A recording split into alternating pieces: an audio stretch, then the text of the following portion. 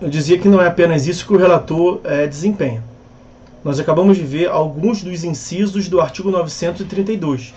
Vimos o inciso 1º do 932, o que incumbe ao relator no tribunal desempenhar. Inciso 7º e inciso 8º. Providências instrutórias, preparatórias do julgamento final. Mas o relator pode também proferir decisões. A lei permite que o relator decida monocraticamente, isoladamente. Também mediante uma delegação de competência do tribunal, mediante uma delegação de competência do órgão colegiado. Então, se foi distribuído o nosso recurso para a segunda Câmara Civil, a regra é o julgamento por um colegiado. Os desembargadores, mais de um no plural, os desembargadores que compõem essa unidade judiciária, esse órgão, esse juízo. No nosso caso aqui, eu tirei da cabeça a segunda Câmara Civil, do TJRJ. Ok? Só que em alguns casos nós temos uma exceção a essa regra. Por que exceção à regra? Porque eu venho dizendo para os senhores que a regra no tribunal é um julgamento por um colegiado. Nas hipóteses que nós passaremos a ver, a lei permite que o relator decida sozinho. Então o relator pode decidir sozinho? Pode. Em todo e qualquer caso? Não. Nas específicas hipóteses previstas em lei, autorizadas em lei. Então eu pulei o inciso 2º do 932, vamos a ele. Artigo 932, inciso 2º. Incumbe ao relator apreciar o pedido de tutela provisória nos recursos e nos processos de competência originária do tribunal. Então, tendo sido solicitada uma tutela provisória, a quem compete apreciar? Ao colegiado ou o relator sozinho? O relator sozinho. Justamente porque essa tutela é provisória. Ela é uma tutela não definitiva. Então, no inciso 2º, a lei autoriza que o relator decida sozinho eventual tutela provisória requerida.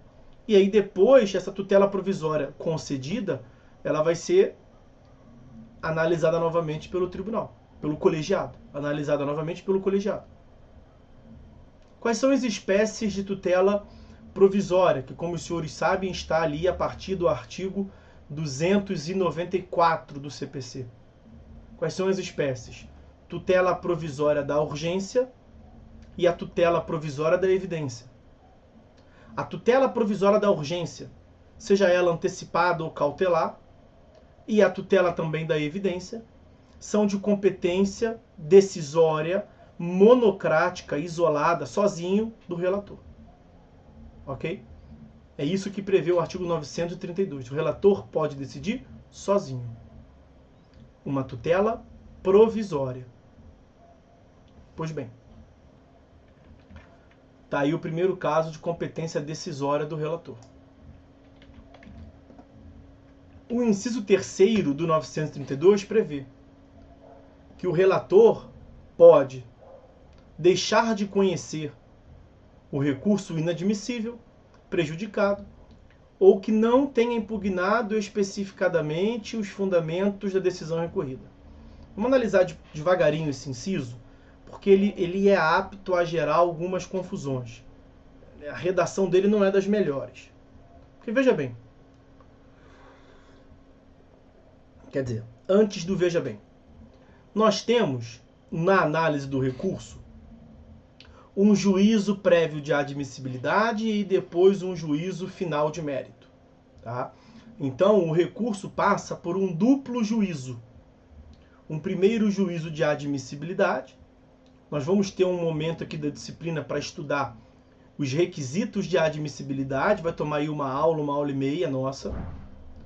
Nós temos bastantes requisitos de admissibilidade. Um deles, os senhores podem intuitivamente perceber. É o prazo. A parte pode recorrer em qualquer momento? Não. Ela tem que observar o prazo. A tempestividade é um dos requisitos de admissibilidade do recurso. Além dele, temos alguns outros. Então, antes de analisar o mérito, o pedido em si do recurso, o relator analisa se aquele recurso pode ser julgado no mérito. Dito de uma outra forma, se aquele recurso é admissível, se ele deve ser conhecido. Então, o que esse inciso 3º está dizendo é que compete ao relator, sozinho, isoladamente, monocraticamente, avaliar se os requisitos de admissibilidade que nós veremos adiante foram todos eles preenchidos ou não. Mas quando o legislador foi disciplinar isso, ele confundiu. Porque declarar inadmissível ou deixar de conhecer, não conhecer, dá no mesmo. Então ele falou que o relator pode não conhecer o recurso inadmissível, prejudicado, ou que não tenha impugnado. Isso dá a impressão que o não conhecimento do recurso tem essas 3 espécies aí.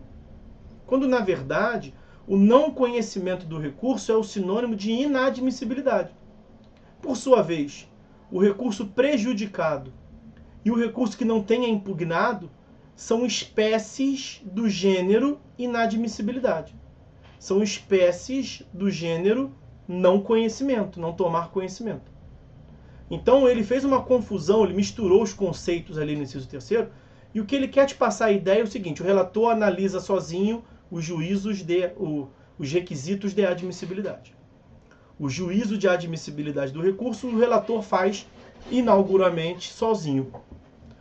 Não precisa reunir realmente 11 ministros do STF, 33 ministros da Corte Especial do STJ, 15 ministros da Corte Especial do STJ, 33 é a composição geral, 15 a Corte Especial do STJ, para declarar que o recurso foi interposto no prazo de 20 dias, quando o certo são 15.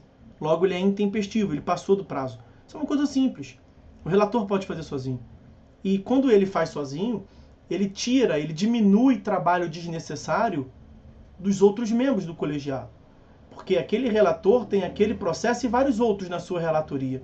E o coleguinha dele, o outro membro do colegiado, tem também diversos outros processos sobre relatoria.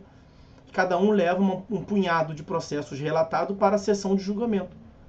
Então não dá para atos simples, como a intimação do Ministério Público, falamos há um tempo atrás, e a contagem do prazo como um dos requisitos, tem que ser feito por um colegiado, não tem necessidade. Que é uma medida de otimização, de racionalização do serviço perante o tribunal. Ok? O recurso prejudicado é aquele recurso que perdeu o objeto. Quando o recurso perde o objeto, ele não tem por que ser julgado, então não há nem interesse no julgamento. O recurso prejudicado, meus amigos, é o recurso no qual se teve a perda superveniente do objeto, e o recurso prejudicado é uma espécie, é um dos casos de recurso inadmissível. Quando o relator perceber que o recurso está sem objeto, ele julga ele inadmissível, não o conhece. E se ele já tiver reconhecido, se ele já tiver admitido aquele recurso, que os requisitos estão presentes, e se der a perda superveniente do recurso, ele também declara prejudicado e deixa de julgar quanto ao mérito. O que importa é saber que o relator faz isso sozinho. E a parte final. Ele não conhece de recurso também, ou seja, vai ser inadmissível o recurso, vai deixar de ser admitido o recurso não vai avançar para o julgamento de mérito, quando a parte deixar de impugnar especificadamente os argumentos da decisão recorrida. Então, recurso, nós vamos aprofundar isso a partir da próxima aula, quando a gente vai passar a análise da teoria geral dos recursos, conceito, princípio, característica. O recurso ele é um ato de impugnação de uma decisão judicial. O recurso é um ato que visa impugnar, a mostrar o equívoco, seja formal, seja material, de uma decisão judicial. Então, claro que o recorrente ele assume o ônus de impugnar. Ele assume o ônus de demonstrar o porquê que a decisão recorrida está errada. O que significa esse ônus de impugnação especificada da decisão recorrida? Eu já devo ter falado isso com os senhores em alguma passagem. O Código de 2015, ele traz ali uma exigência do exercício legítimo do contraditório. Um exercício argumentativo do contraditório. Então, com outras palavras, o que a lei está te dizendo, bem objetivamente, é que você não pode recorrer por recorrer. Você não pode provocar aqui o jus esperneandi. Excelente. Ó, relator, recebi aqui uma sentença, não gostei, perdi, queria ganhar. Vê o que dá para fazer aí, por favor. Claro que não. Se você está impugnando uma sentença, se você está impugnando uma sentença, você está informando por que ela é equivocada. Você tem que necessariamente fundamentar essa sua alegação de erro da sentença. Você tem que impugnar, portanto, especificadamente os fundamentos da decisão recorrida.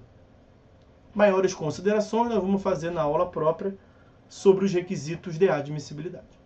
Está visto aí o inciso 2º, está visto o inciso 3º. Então veja que o inciso 3º, quando o relator sozinho deixa de admitir, é uma decisão final. Não é uma decisão provisória, é uma decisão final. Se nada for feito, acabou o processo. Não vai ter julgamento de mérito do recurso, porque não houve a observância dos requisitos, que nós veremos quais são, do recurso. Claro, dessa decisão do relator cabe recurso, cabe um outro recurso. Os recursos vão se sucedendo no tempo. E nós veremos precisamente qual é esse recurso que deve ser manejado pela parte interessada. Mas a característica desse inciso 3º é que ela é uma decisão final de natureza terminativa. É como se fosse uma sentença sem resolução do mérito.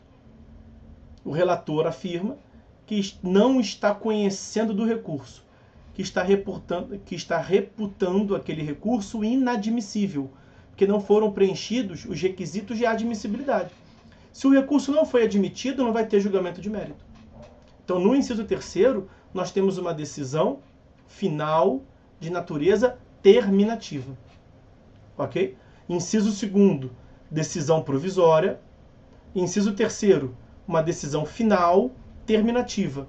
Os incisos 4º, 5º e 6º, nós teremos uma decisão final de natureza definitiva. Então, inciso 2º, decisão provisória, monocrática pelo relator. Inciso 3º, decisão final, não provisória, é uma decisão final, uma tutela definitiva de natureza terminativa, porque não resolve o mérito do recurso. Deixa de julgar o mérito do recurso por reconhecer um vício. E vamos passar a ver agora as hipóteses de decisão que o relator gera, que o relator profere no processo, sendo decisões finais de mérito. Ok? Só fazer um ajuste aqui.